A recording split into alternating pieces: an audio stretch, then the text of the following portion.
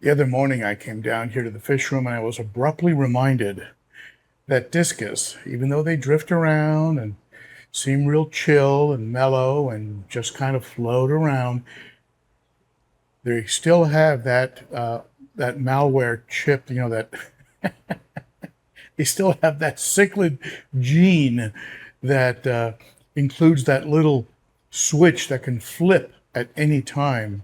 And what I saw three fish knocked into a position of subdominance.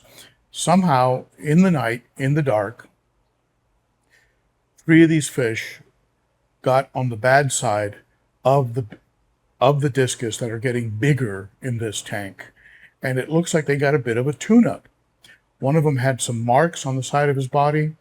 Another one looked like his dorsal fin had been nipped pretty hard. One of them had his tail shaved off a little bit. Miraculously, in just a couple days, they all seem to have bounced back. But I was already thinking, okay, this is accelerating my timetable on a bigger tank. The territorial nature of this fish is starting to kick in. They need more space. I was also thinking, okay, maybe I need to take the three runts or the three most subdominant and just take them over to the local fish store and just stay with 7 of my original 10 discus. So I had all these things going through my head, and at the end of the day, it turned out to be a bit of a tune-up, a bit of a brawl regarding dominance. But it seems that now that the dominance has established itself, that the violence is over. Fingers crossed. A lot like the haps. The haps in my 300-gallon, unlike the peacocks, which from my experience, will relentlessly chase another cichlid until they kill it, for no real reason except just to kill it, for the sport and joy of it. The haps, what are commonly referred to as predator haps, will tend to establish the pecking order and then back off.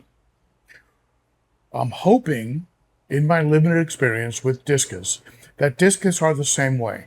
Once they've established who's in charge, they then will take a step back and go, okay, now that we understand each other, I'm going to go ahead and leave you alone until the time where maybe you put on a little more size and I think you need a reminder.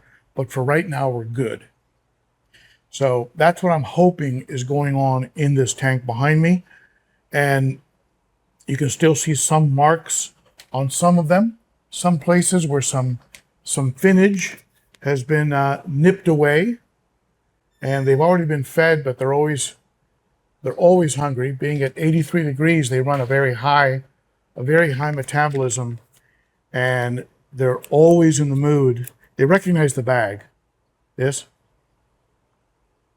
They know what bag this is. This is the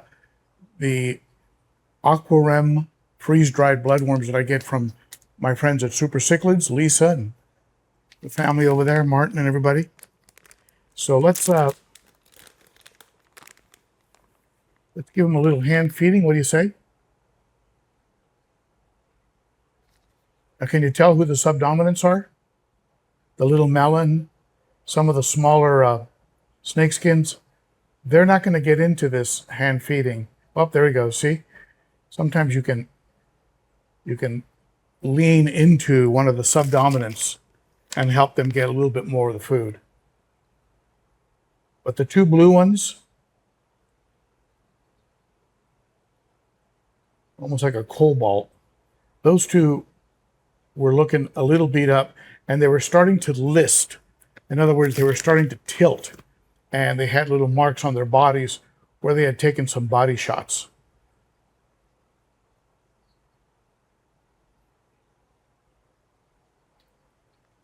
But 48 hours later, they're all back to normal, looking good, and not really looking worse for wear. So I'm still okay in this tank. I'm not gonna push my luck for a lot longer. I am gonna go ahead and start accelerating my timetable of either moving them into the 90-gallon or biting the bullet and forking out a big chunk of change for another a different tank, but I do want to put them in something that's at least 90 to 150 gallons, so they can feel like they have plenty of space and don't see each other as encroaching. And with that kind of space, good filtration, good quality food, frequent water changes, they'll get that nice big dinner plate. Well, maybe not dinner plate, maybe appetizer plate. They'll put on some good size and have some good, some girth, some thickness, and look really, really good and be hardy. This has been a very hardy batch of discus that I picked up from Cunningham Tropicals, and I've been really happy. I'm not sure where he sources them from, but he sent me a good batch.